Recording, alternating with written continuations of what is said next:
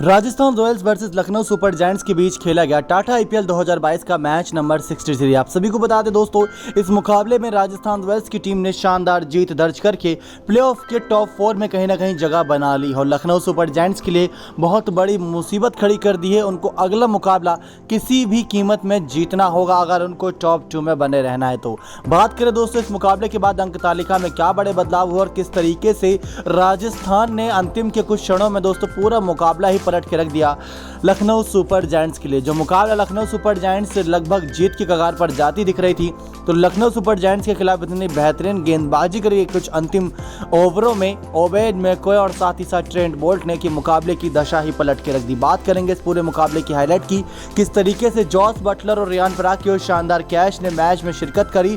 तो साथ ही साथ दोस्तों लखनऊ सुपर जायंट्स के बल्लेबाज दीपक हुडा और कुरनल पांड्या ने गुजरात यहाँ पर राजस्थान रॉयल्स की गेंदबाजों की नींदें उड़ा रखी थी। सारी जानकारी देंगे, लेकिन उससे पहले अगर आप चैनल पर नए हैं, सब्सक्राइब नहीं किए तो जल्द से जल्द चैनल सब्सक्राइब कर दीजिए ताकि आप ऐसे ही लेटेस्ट अपडेट पा सकें। तो आप सभी को बता दोस्तों, Rajasthan Royals versus Lucknow super giants के बीच से शानदार मुकाबला ब्रैबॉर्न स्टेडियम मुंबई के मैदान पर देखने को मिला, जहां लखनऊ सुपर जायंट्स की playing 11 Quinton de Kock, KL Rahul, Deepak Hooda, Krunal Pandya, Ayush Badoni, Marcus Stoinis, Jason Holder, Mohsin Khan, Ravi Bishnoi, Dushmantha Chameera और आवेश खान देखने को मिले प्लेइंग 11 में। तो वहीं राजस्थान रॉयल्स की प्लेइंग 11 में Yashasvi Jaiswal, Jos Buttler, Sanju Samson, Devdutt Padikkal, James Neesham, Riyan Parag, Ravichandran Ashwin, Trent Boult, Prasidh Krishna, Yuzvendra Chahal, Obed McCoy हमें देखने को मिले। आप सभी को बताएं किस तरीके से राजस्थान रॉयल्स के कप्तान संजू सैमसन ने इस मुकाबले में टॉस जीतकर पहले बल्लेबाजी करने का फैसला किया था। मतलब बहुत रेयर ऐसे फैसले देखने को मिलते हैं कि शाम के समय मुकाबले में टॉस जीतकर आप पहले बल्लेबाजी चुनो और उसके बाद अंतिम में डिफेंड करो। तो ये एक अच्छी बात थी और मुकाबला बचाया भी दोस्तों। यहाँ पर राजस्थान की टीम ने राजस्थान की तरफ से पहले बल्लेबाजी करने उतरी सुपरहिट जोड़ी यशस्वी जायसवाल और जॉस बटलर की।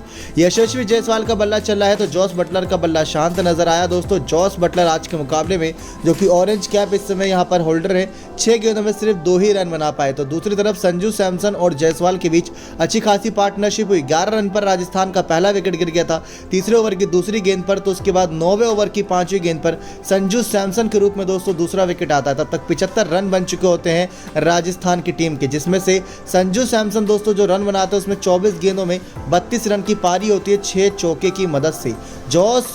जेसन होल्डर इनका विकेट लेते हैं और दीपक हुडा कैच पकड़ते हैं। तो देवदत्त पडिक्कल और यशस्वी जायसवाल के बीच उसके बाद पार्टनरशिप होती। उससे पहले देखा दोस्तों, एक इंटरेस्टिंग बात यह थी कि जब 75 रन पर दूसरा विकेट गिरा तो उसके बाद तीसरा विकेट आया 101 रन पर। आप सभी को बताया किस तरीके से 12वें ओवर की दूसरी गेंद पर यशस्वी जायसवाल के रूप में दोस्तों तीसरा विकेट आता है और यशस्वी जायसवाल तब तक अपनी इनिंग के दौरान दोस्तों जो रन बनाते हैं वो 29 गेंदों में 41 रन की पारी होती है 6 चौके 1 छक्के की मदद से। इस बीच उनका स्ट्राइक रेट 141 का रहता है। आयुष बडोनी ही इनका विकेट लेते हैं और आयुष बडोनी ही इनका कैच पकड़ते हैं।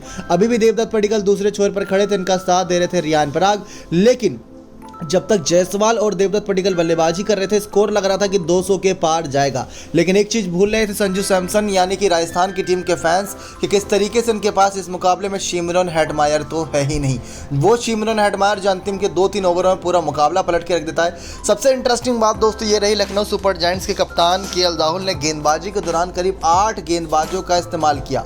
3 जो रह गए थे वो एक तो खुद विकेट कीपर मतलब क्विंटन डिकॉक, एक कप्तान केएल राहुल, एक दीपक हुडा से गेंदबाजी नहीं कराई। मतलब बाकी 8 गेंदबाजों का इस्तेमाल लिया, जिसमें Mohsin, Chameera, Avesh, Holder, Ravi Bishnoi, Marcus Stoinis, Ayush Badoni और कुरनल पांड्या सबने गेंदबाजी करी। दीपक हुडा भी गेंदबाजी कर सकते लेकिन उन्हें गेंदबाजी दी नहीं गई। इसके बाद देवदत्त पडिक्कल की तूफानी पारी आती है जो 18 गेंदों में 39 रन 5 चौके 2 छक्के की मदद से मारते हैं। इस बीच उनका स्ट्राइक रेट 216 का रहता है। फिर रियान पराग 16 गेंदों में 19 रन 1 छक्के की मदद से मारते हैं। रवि बिश्नोई दोस्तों देवदत्त पडिक्कल का विकेट चटकाते हैं और रवि बिश्नोई ही रियान पराग का विकेट चटकाते हैं और कैच पकड़ते हैं मार्कस स्टोइनिस। इसके बाद जेम्स निशम दोस्तों 12 गेंदों पर 14 रन 2 चौके की मदद से मारकर खड़े रहते हैं 16 के स्ट्राइक रेट से। राहुल और रवि बिश्नोई की जोड़ी इनको रन आउट करती है। तो अश्विन लास्ट में 7 गेंदों पर 10 रन बनाकर और ट्रेंट बोल्ट 9 गेंदों पर 17 रन बनाकर नाबाद खड़े रहते हैं। ट्रेंट बोल्ट दोस्तों 2 चौके लगाते हैं बैक टू बैक, वो ज़्यादा इंटरेस्टिंग था। 188 के स्ट्राइक रेट से वो भी बल्लेबाजी करते हैं। गेंदबाजी के दौरान रवि बिश्नोई 2 विकेट चटकाते हैं। आवेश खान, जेसन होल्डर और आयुष बडोनी 1-1 विकेट चटकाने में कामयाब रहते हैं। निर्धारित 20 ओवर में राजस्थान की टीम पहली पारी के दौरान 178 रन बनाती है 6 विकेट के नुकसान पर। अब बारी थी लखनऊ सुपर जायंट्स के चेस करने की। क्विंटन डिकॉक और केएल राहुल की जोड़ी मैदान पर आती है, लेकिन केएल राहुल के पास अपॉर्चुनिटी ये थी कि जहां एक तरफ जॉस बटलर का बल्ला शांत है तो दूसरी तरफ केएल राहुल चाहते तो इस मुकाबले में रन बनाकर दोस्तों जॉस बटलर को पीछे छोड़ सकते हैं, क्योंकि 13 मैचों में 469 रन उनके हो चुके हैं और जॉस बटलर 13 मैचों में 627 रन पर है। करीब 11 मैचों में इनके 600 रन का आंकड़ा क्रॉस कर गया था। पिछले 2 मुकाबलों से उनका बल्ला शांत चल रहा है, लेकिन चाहते तो रन बनाते, लेकिन इस मुकाबले में रन नहीं बना पाए। दूसरी तरफ बात करें दोस्तों, केएल राहुल और क्विंटन डिकॉक की जोड़ी आज टिकी नहीं। 8 गेंदों पर 7 रन क्विंटन डिकॉक बनाकर आउट हुए थे।